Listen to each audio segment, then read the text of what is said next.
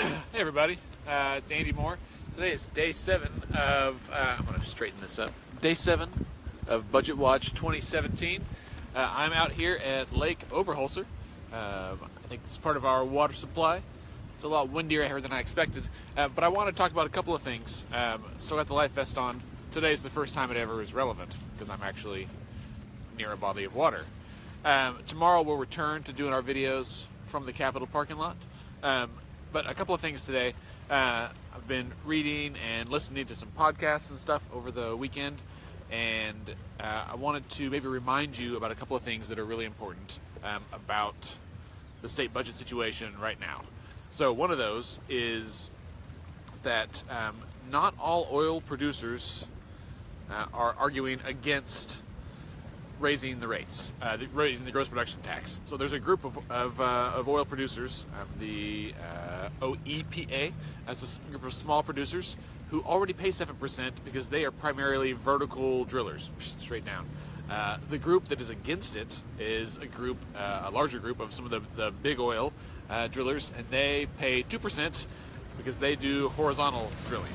And so they want to keep their rate at 2%.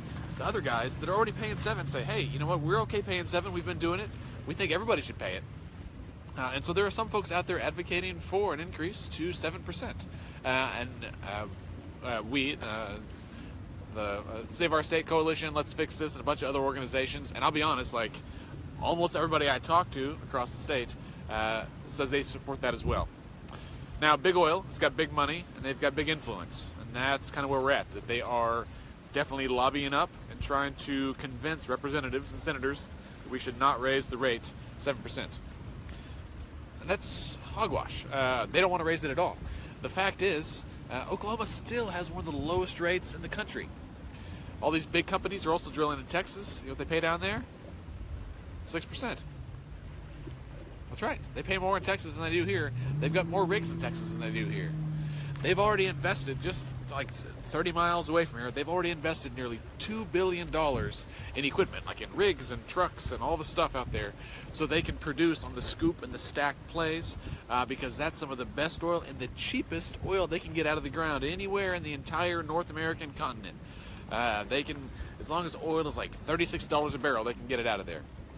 Now, as a business owner, and as a CEO, someone that's got responsibility to shareholders, they certainly want to maximize their profits. And I get that. Like, I would love to be able to maximize profits in any business I'm in. However, there's like a social conscience, a social like ethics, I think, a moral obligation that all of us have, every business owner in the state, to share in the responsibility and the privilege of helping support the public and the state services, the core services of government, at a level that is commensurate with our blessing, right? So, you know, too much who is given, much is required. I think that's the case here.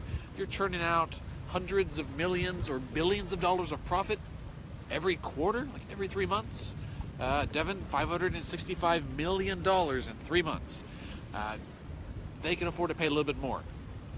So they're fighting this back, and they're using data. They're using numbers, which I love. I'm a big numbers fan, but people say there are lies, damned lies, and statistics, and they're using some statistics to try to confuse us, I think. So there's an ad out right now that is attacking House Representative Appropriations Chair Leslie Osborne, who you may have seen on our town hall last week.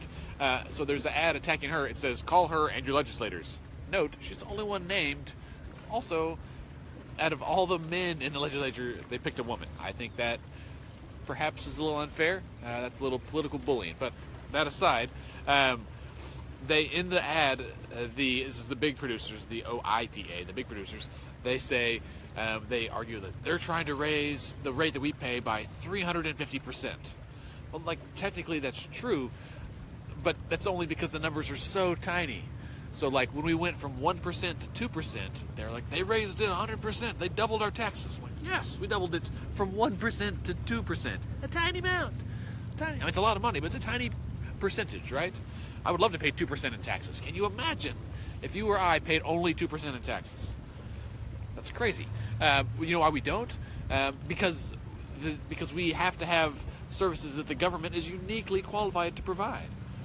We need the government that is a statewide entity to provide things like care of our roads and our highways, to help provide Medicaid, help provide DHS, these kind of state services that unfortunately like no private organization can do efficiently, because most private organizations want to maximize profits. They're on a shoestring budget. We need a broad tax base that includes lots of individuals like me, like you, and lots of businesses.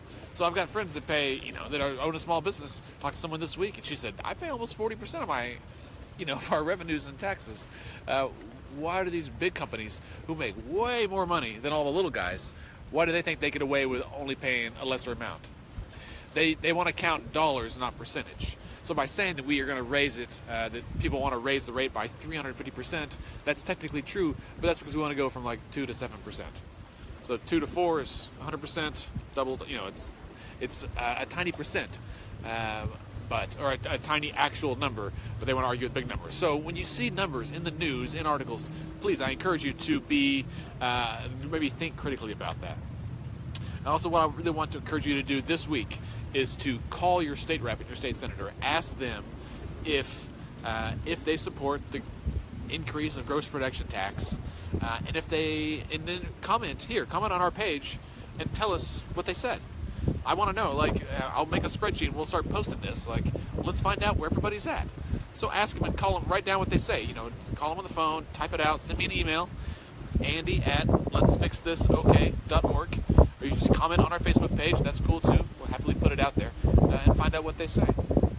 All right, it's Sunday. Sorry I posted late today. I took a nap. Actually, that's why I was not awake at lunchtime. So let us know. Please tweet at us. Let's fix this. Okay. Put it on Facebook. Send me an email. Whatever you need to do. You can give me a call, and our phone number is on the website. And I really want to find out what you're hearing on the ground. We want to hear from regular folks. That's why we do this. That's where we're at. Please like and share our page. Invite your friends. And don't forget that this Wednesday, in just 3 days from now, we're going to have a huge group of folks at the Capitol to have those face-to-face conversations. There's people there every day already. The Save Our State Coalition, someone's there almost every day. They usually hang out in the Hall of Governors on the second floor in the southwest corner. Look for the big construction stuff, walls, and then it's right around there. Or ask anybody that works there, where's the Hall of Governors? You can find out. You can go in there, and they want this information too. We're really trying to find out where folks are out so we can hold them accountable. If your representative, your senator says, no, I don't support it, ask them why. Find out what they do support and find out why. We need this information so we can share it with other people so that we are all on the same page and we know what we're working with here. Hey, thanks so much for what you do. Thanks for all the phone calls you guys have made this weekend. I can't wait until tomorrow when folks get back to the office and they get these messages from everybody. So please don't forget, take time today, make another call, send another email. Let them know what you think about and ask for them to respond. Tell them your constituent, tell them your address, your phone number, and where you're at. You guys have a great afternoon and a great Sunday.